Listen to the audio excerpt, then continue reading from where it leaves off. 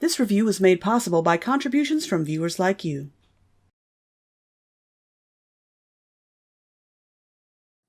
Hey guys, it could be often said that... Whoa, hang on a minute, baby. What's up with the cat?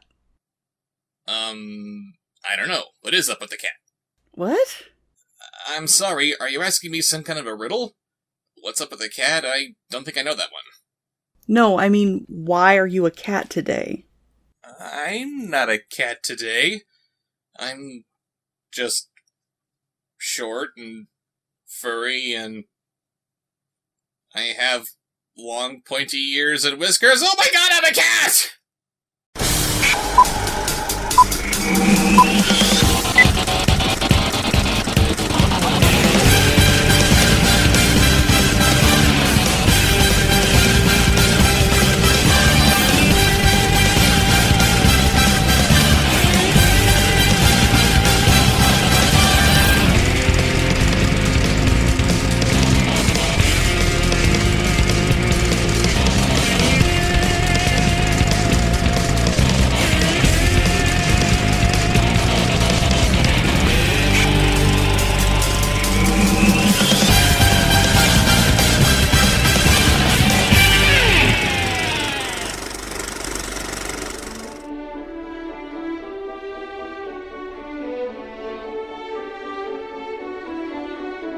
And I'm just a bobcat. I have no idea how this happened. Am I going crazy here? Meow, meow, meow, meow, meow, meow, meow. What, am I talking to myself here? Hello? Bob, did you butt dial me? Hello? Okay, look, I really need your help right now. Meow, meow, meow, meow, meow, meow, meow, meow, meow, meow, meow, meow, meow. Meow, meow. Do you understand the words that are coming out of my mouth? Hey, hon, I think Bob got a new cat. Ah!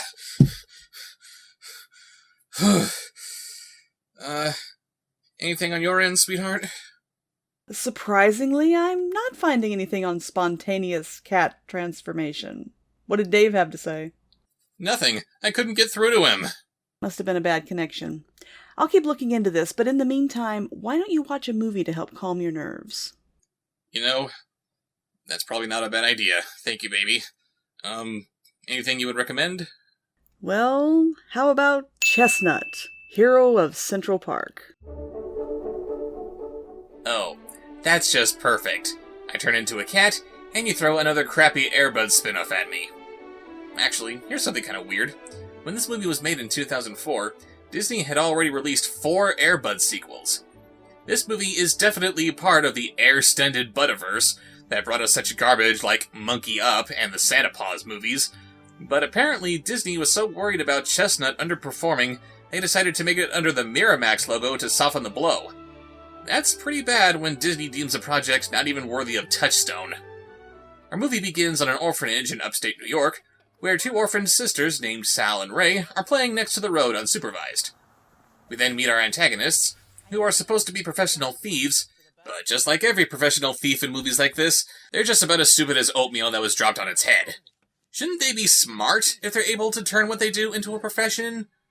They also stole a puppy for some reason, and when they toss him away, Sal rescues him and decides to keep him, but they're not allowed to have pets at the orphanage.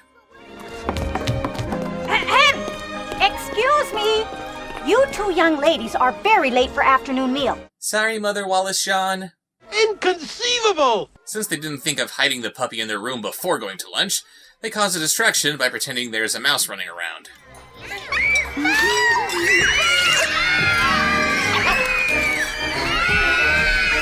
Yeah!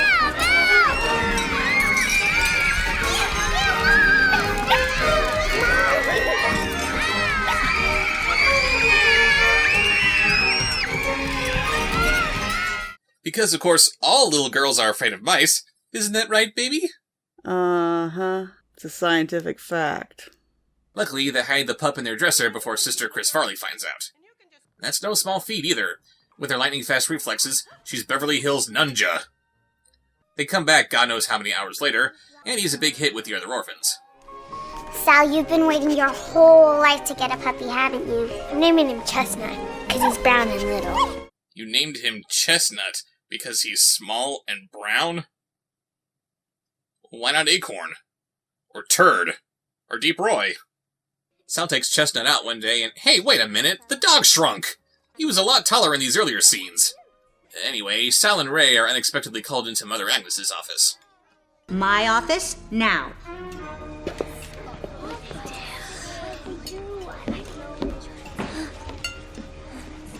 Now, I brought you both here because something very out of the ordinary has happened here. We know, but it's not Sal's fault. I've been praying every night, except for some nights when I'm really tired, for Sal to get a dog. You two sisters have been adopted. Ignoring the fact that they haven't even met their would-be parents yet, did you need to open with making them think that they were going to get the cane? The girls are worried about getting to keep Chestnut. Then we get some exposition about how the thieves we saw earlier are only hitting buildings that are owned by Thomas Trundle here. Last night's break-in brings the total to 15 West Side apartments that have been burglarized in the last 3 months. Oh, you think you're so clever, don't you, movie? You expect us to believe that these people watch nothing but Air Bud movies? Really? It just so happens that the thieves in question are watching this very same newscast. Mr. Trundle is offering a $50,000 reward for the Nobody puts a bounty on my head. Yeah. No, we're gonna have to give him a real reason not to like us. Oh, yeah, you show him, Uncle Wes. From now on, we only hit Trundle buildings. Which you were doing anyway? The girls meet their new parents the next day, while Ray wears a little Pollyanna hat to make herself look extra precious. Then they get to their new home while smuggling Chestnut in one of their bags. Hey, have a little respect here. Take it easy. Not today, fellas. Man. Is that the president? No, but he will be in about 12 years, and it'll be a total shitstorm.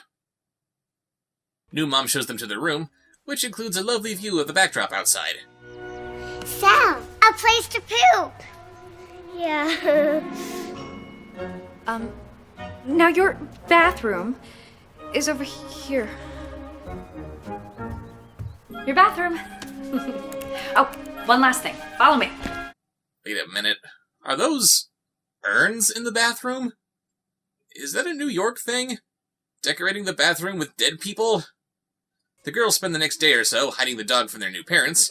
Meanwhile, new dad has no idea why his dog allergies are flaring up, and stealing whatever food they can find. Girls!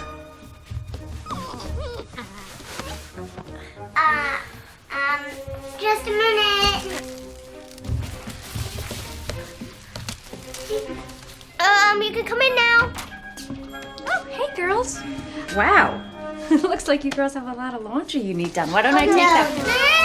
No. We like to do our own laundry. Yes, we'll do it. No, that's okay. I don't mind. No. It's fine, really. We love to do our own laundry. We love. Oh, okay. Okay, I know that as a new mom, she isn't going to be completely aware of all the ins and outs of child behavior, but has she never met a human being before in her life? Oh no! There's nothing suspicious in the laundry whatsoever! Is there?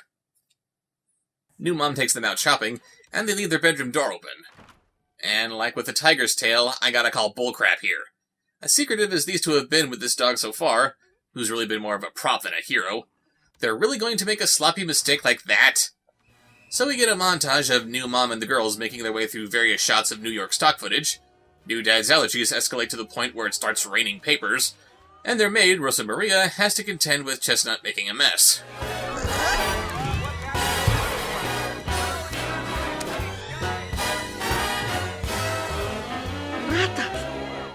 It's funny because Hispanics don't know what dogs are.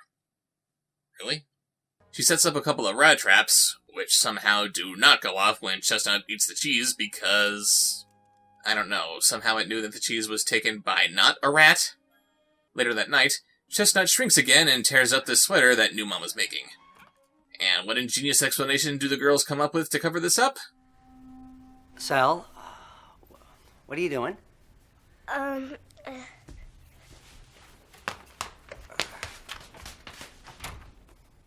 Yeah, nothing at all. And the parents don't pursue this any further. Aren't they the slightest bit concerned with how they've let these destructive little kids into their home? Then we get a montage of the girls taking care of the dog. I'm sorry, but how are these parents still completely oblivious to the presence of a frigging dog in their house? Hey, they're just as oblivious to the presence of their newly adopted children in their house if they're letting them run around Central Park by themselves. Good point. Yeah, you know what? These kids really need to be sent back to the orphanage. At least the scary nuns watched over them there. They even take the dog trick-or-treating with them? Really? And inside their costume? And how did Ray get her candy while she was dressed as the back end? Did she stick her pumpkin pail out of the horse's butthole? You see Chestnut getting bigger and bigger, implying that this montage is taking place over the course of several months. You see the girls aren't dressed for the harsh New York winter, so it looks like this montage is taking us right through spring and... oh, no, wait, it's still November. Clearly these girls got themselves a new dog after their old dog died of malnutrition. Rosa Maria eventually comes across Chestnut after defying a little physics. And because she doesn't speak English, the girls can count on her to keep their secret. I would think that by this time she would have picked up enough English to learn how to read the building's plainly visible "No Dogs Allowed" signs, and maybe she'd want to inform her employers immediately about this dog in the interests of them keeping their apartment and her keeping her job, but nah, it's funnier to just laugh at her ignorance and accent. His name's Chestnut. Chestnut? Chestnut? Suddenly she's from Romania? Chestnut's roasting on an open fire.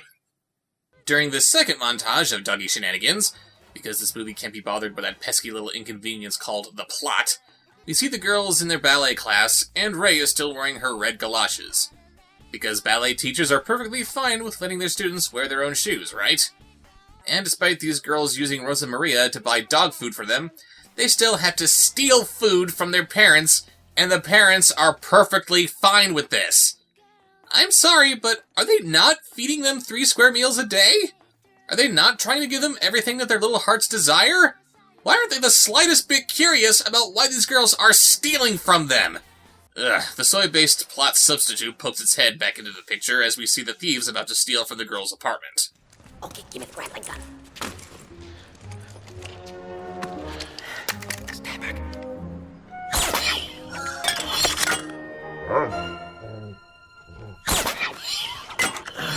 Bingo. It's fun. It's like that spider guy. 1. That's nothing like that spider guy. If anything, it's like that bat guy or that ink blot face guy. 2. Why did he have to explain the grapple gun? This can't be their first time using these things, can it? 3. Where did everyone go? These idiot burglars somehow have impeccable timing. Push her beyond the leg. Oh, now the girls are in bed. Great continuity! Of course, this completely friendly and not aggressive dog effortlessly handles the thieves. How is it that these career criminals have no way of dealing with a dog? Do other dogs just not exist in New York? The girls!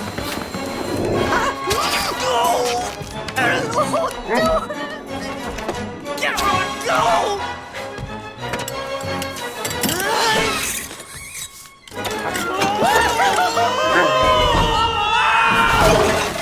Chess! Sal? Ray? First of all, that dog is not going to be smart enough to think of leaping out the window, crawling along this tiny ledge, and getting onto the balcony. Nothing has happened to suggest that he has that kind of intelligence. Second, Ray is not going to have the ingenuity to try to cover up the dog's tracks like this. I'm sorry, she just isn't. And again, what explanation does she have when their parents wake up and new dad finds his office is destroyed? I was trying to get a pencil and I failed. You were looking for a pencil? At 3 in the morning, you were looking for a pencil when your parents have given you everything you've ever wanted, including art supplies. So you come in here, fall down, knock over your dad's blueprints, cover it with ink, then knock over his mock-up because you were looking for a pencil on top of stealing his shoes and stealing his food? Yeah, first thing in the morning, we're calling a child psychologist. We then cut to a third montage showing the exact same shit happening. Actually, no, that's not true. We see that Rosa Maria carries a shovel with them to deal with Chestnut's doggy poo, because we can't teach the kids watching at home a thing or two about personal responsibility by having the girls carrying around some sandwich bags whenever they go out. And we see them celebrating Chestnut's first birthday. Yep. It's been a year since they've had this dog. It's been a year, and the parents are still completely blind to this dog being in their apartment. Yeah, fine, they want to give the girls their space as they adjust to their new home. It's been a year now! They've adjusted! They never once went into the girls' room and noticed the smell that this dog would be leaving behind. They never once went onto the balcony and saw the ever-growing cardboard monstrosity he lives in and thought, what the hell are these girls doing? And yes, somehow Chestnut survived the winter from several stories up in nothing but a cardboard box. These kids are horrible pet owners. And for God's sake, how are the Central Park robbers still making front-page headlines a year later? It's New York City! I'm pretty sure there's other shit going on. The day finally comes where the girls decide that maybe they shouldn't be lying to these kind-hearted people who've invited them into their lives, and that they should tell them about Chestnut. But Chestnut ruins the wedding that Mr. Trundle was throwing for his niece, and the cat's out of the bag. Trundle is rightfully pissed, and he says that if they don't get rid of Chestnut in 24 hours, they're out on the street.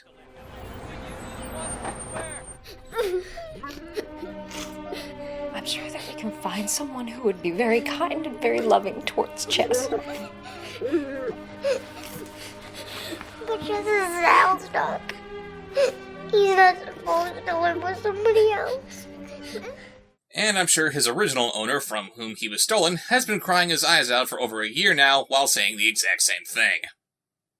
Laura, we have to find a different solution. Like it or not, he's part of the family now. No, he isn't! You didn't even know that he existed until a few hours ago! And don't tell me that he wants to keep Chestnut because he's the kind of dad who will do anything for his little girls. We've had 3 montages so far, and none of them showed him bonding with his daughters. This dog means nothing to you. So the girls prepare to run away, just the 3 of them against the world at... Oh, wait, I mean Sal runs away with Chestnut, since apparently having a dog means more to her than her one and only sister. You're a horrible pet owner, and a horrible human being in general. The rest of them then go out looking for Sal and Chestnut. Maybe if the girls had spent the tiniest amount of time training the dog, he'd come right to them when they called. Sal! Chestnut! They've had the dog for over a year. She should know how to say Chestnut. The cops finally come across Sal, but not before she pushes Chestnut away because she'd rather see him die on his own than having to deal with the pain of helping him find another home. Nice. And yeah, I know the original Air Bud movie did this when the kid thought he had no choice but to get rid of Bud, and I was sobbing my eyes out. But this? You didn't earn this, movie. This is just cliched and stupid. We cut to the thieves, who are still living in the abandoned factory that they were a year ago. Why are they still living in this abandoned factory? Apparently they're the greatest criminal minds New York has ever seen. Why aren't they living it up in one of Mr. Trundle's buildings by now? They decide to hit the penthouse of Trundle himself, and Chestnut follows them because chasing down bad guys he only met once is apparently more interesting than trying to find his way home. Alright. Okay.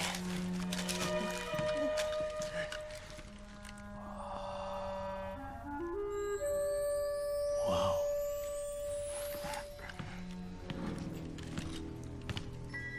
Oh, yeah.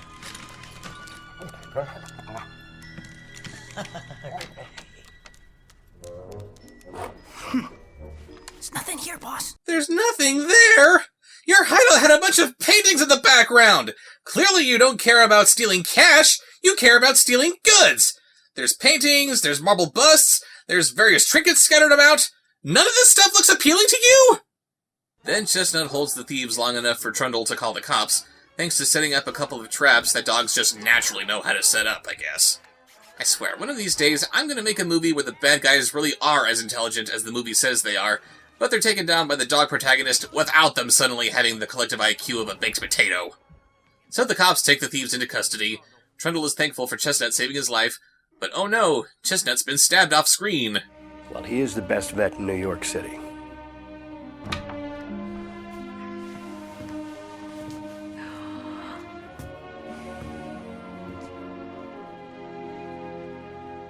He's lost a lot of blood. But it's okay, this is a Disney movie, which means that all you have to do is get one of you girls to cry on his wound, and he'll be as good as new. Which one of you is it gonna be? No, I'm dead serious. They patched up the dog in their own apartment, because it's not like the best vet in New York that Trundle brought in would work at an animal hospital or something.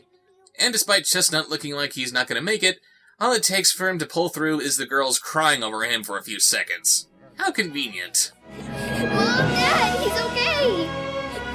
He looks down. He's gonna be okay.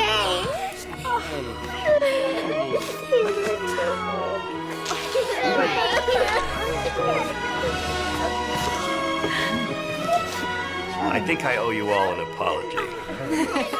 The press awaits you, sir. The press awaits you to give your apology? And what happened then? Well, in New York, they say that the Trundle's small heart grew 3 sizes that day.